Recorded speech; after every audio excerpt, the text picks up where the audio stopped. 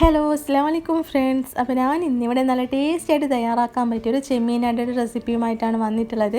അപ്പോൾ മലബാർ ഭാഗത്തുള്ളവർക്കൊക്കെ ഈ ഒരു അട അറിയുന്നതായിരിക്കും. അപ്പോൾ അറിയാത്ത ആരെങ്കിലും ഉണ്ടെങ്കിൽ ഈ ഒരു വീഡിയോ കണ്ടിട്ട് ഒന്ന് തയ്യാറാക്കി നോക്കാം. അപ്പോൾ നമുക്കിതങ്ങനെ തയ്യാറാക്കി നോക്കാം. അപ്പോൾ ആദ്യം തന്നെ ഞാനൊരു ബൗളിലോട്ടേക്ക് ഒരു കപ്പ് പച്ചരി എടുത്തിട്ടുണ്ട്, അതായത് വൈറ്റ് റൈസ് എടുത്തിട്ടുണ്ട്. അതിലേക്ക് മുങ്ങാൻ പാകത്തിന് വെള്ളമൊന്നും ഒഴിച്ചിട്ട് നമുക്കിത് 1-2 മണിക്കൂറൊന്ന് സോക്ക് ചെയ്യാൻ വേണ്ടിയിട്ടൊന്ന് മാറ്റി വെക്കാം.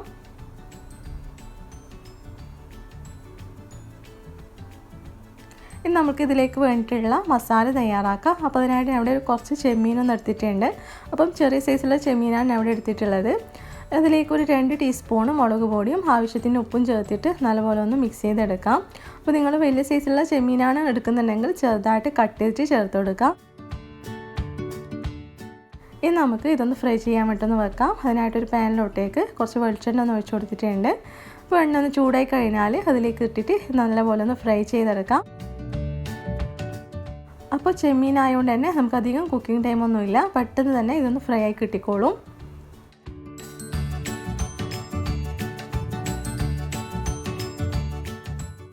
ഇനിയിപ്പോൾ നല്ലപോലെ ഒന്ന് ഫ്രൈ ആയി വന്നിട്ടുണ്ട്. നമുക്കൊരു പ്ലേറ്റിലോട്ടേക്കൊന്ന് മാറ്റാം. ഇനി സെയിം പാനിലോട്ടേക്ക് തന്നെ 1 ടീസ്പൂണ് ജിഞ്ചർ ഗാർലിക് പേസ്റ്റ് ഒന്ന് ചേർത്ത് കൊടുക്കാം. അത് നന്നായിട്ട് അതിൻ്റെ റോസ് സ്മെല്ലൊന്ന് മാറുന്ന നേരം ഒന്ന് വഴറ്റിയെടുക്കാം.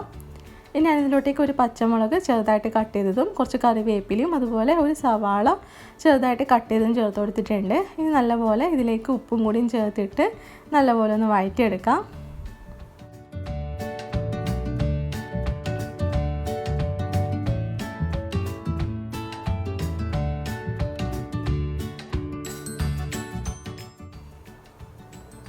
അപ്പോൾ ഇത് നല്ലപോലെ ഒന്ന് വഴറ്റിയെടുത്തിട്ടുണ്ട്. ഇനി ഇതിലേക്ക് 1 ടീസ്പൂൺ മുളക് പൊടിയും ഒരു 1/4 ടീസ്പൂൺ മഞ്ഞൾപ്പൊടിയും കൂടിയും ചേർത്തിട്ട് നന്നായിട്ടൊന്ന് വഴറ്റിയെടുക്കാം. ഇതിലേക്ക് ഫ്രൈ ചെയ്ത് വെച്ചിട്ടുള്ള ചെമ്മീനൊന്ന് ഇട്ട് കൊടുക്കാം. അപ്പോൾ ഇതിലേക്ക് ലാസ്റ്റായിട്ട് കുറച്ച് മല്ലിയിലയും കൂടിയും ചേർത്ത് കൊടുക്കാം. നമ്മളെ മസാല ഇവിടെ റെഡി ആയിട്ടുണ്ട്. അപ്പോൾ അരി നല്ലോണം ഒന്ന് കുതിർന്ന് വന്നിട്ടുണ്ട്. നല്ലപോലെ ഒന്ന് കഴുകി എടുത്തിട്ടുള്ളതാണിത്. ഇനി നമുക്കിതിലോട്ടേക്ക് ഒരു കഷ്ണം ഇഞ്ചി ചേർത്ത് കൊടുക്കാം. അതുപോലെ ഒരു 2 പച്ചമുളക് ചേർത്ത് കൊടുക്കാം. അപ്പോൾ നല്ല എരിവുള്ള പച്ചമുളകാണെങ്കിൽ ഒന്ന് ചേർത്ത് കൊടുത്താലും മതി.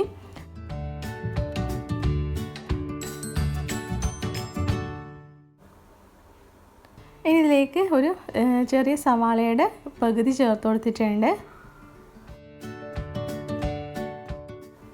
പിന്നെ കുറച്ച് കറിവേപ്പില ചേർത്ത് കൊടുക്കാം. അതുപോലെ 1 ടീസ്പൂണ് പെരിഞ്ജീരകം ചേർത്ത് കൊടുക്കാം.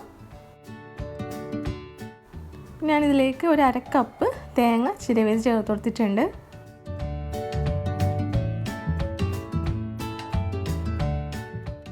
ഇതിലേക്ക് ആവശ്യത്തിനുള്ള ഉപ്പും അതുപോലെ ഒരു 1 ടീസ്പൂൺ മഞ്ഞൾപ്പൊടിയും കൂടി ചേർത്തിട്ട് നല്ലപോലെ ഒന്ന് മിക്സ് ചെയ്തെടുക്കാം.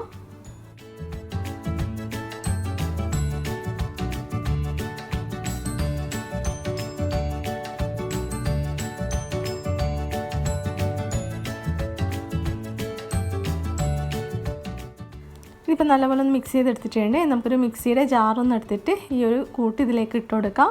എന്നിട്ട് 1 കപ്പ് വെള്ളം കൂടി ഒഴിച്ചിട്ട് നല്ല പേസ്റ്റ് ആക്കിയിട്ട് ഇതൊന്ന് അരച്ചെടുത്തിട്ട് വരാം.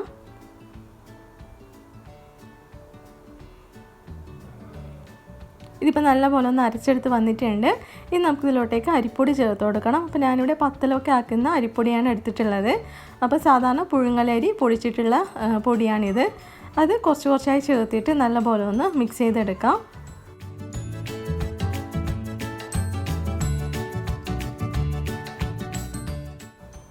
ഇതിപ്പോൾ നല്ലപോലെ ഒന്ന് കുഴച്ചെടുത്തിട്ടുണ്ട്.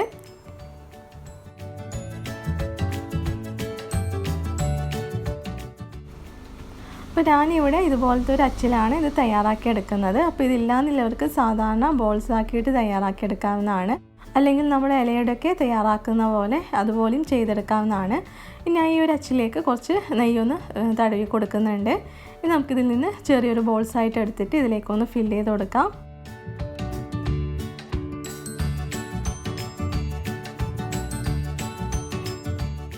ഇനി ഇതിലേക്ക് ഇതുപോലെ ഒന്ന് വെച്ച് കൊടുത്തിട്ട് നല്ലപോലെ ഒന്ന് പ്രസ് ചെയ്ത് കൊടുക്കാം.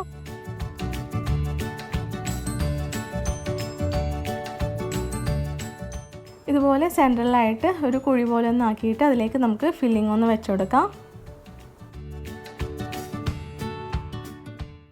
ഇനി കുറച്ച് അരിമാവും കൂടി എടുത്തിട്ട് ഇതുപോലെ ഒന്ന് ഒട്ടിച്ചു കൊടുക്കാം. അപ്പോൾ ഇത്രയേ ഉള്ളൂ നമ്മളുടെ ചെമ്മീനട ഇതുപോലെ ഒന്ന് തയ്യാറാക്കി എടുക്കാം.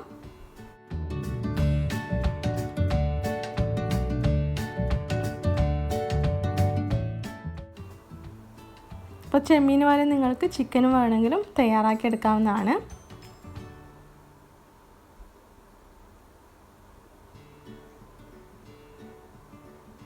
ഇതുപോലെ ഞാൻ ഇവിടെ എല്ലാം തയ്യാറാക്കി വെച്ചിട്ടുണ്ട്. ഇനി നമുക്കിതൊന്ന് ആവി പാത്രത്തിലൊന്ന് വെച്ചിട്ട് ഇതൊന്ന് സ്റ്റീം ചെയ്തെടുക്കണം. അതിനായിട്ട് ഞാനിവിടെ ഒരു ഇഡ്ഡലി പാത്രം എടുത്തിട്ടുണ്ട്. അതിലേക്ക് ഒരു അലുമിനിയം ഫോയിലോ അല്ലെങ്കിൽ വാഴയിലോ വെച്ചിട്ട് നമുക്ക് ഇതിലേക്ക് ഇതുപോലെ ഒന്ന് വെച്ച് കൊടുക്കാം. ഇനി നമുക്കിതൊന്ന് അടച്ചിട്ട് ഒരു 20 മിനിറ്റ് ഒന്ന് വേവിച്ചെടുക്കാം.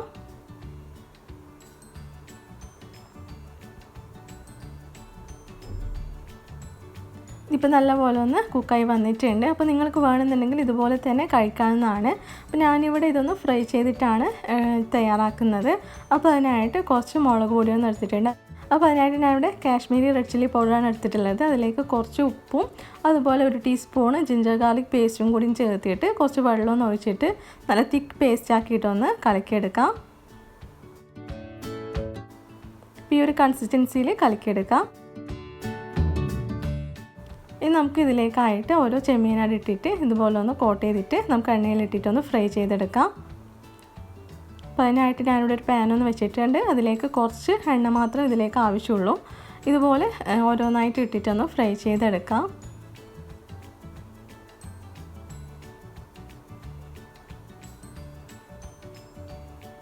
ഇതിൻ്റെ എല്ലാ സൈഡും നല്ലപോലെ ഒന്ന് എണ്ണയിലിട്ടിട്ടൊന്ന് ഫ്രൈ ചെയ്യാം.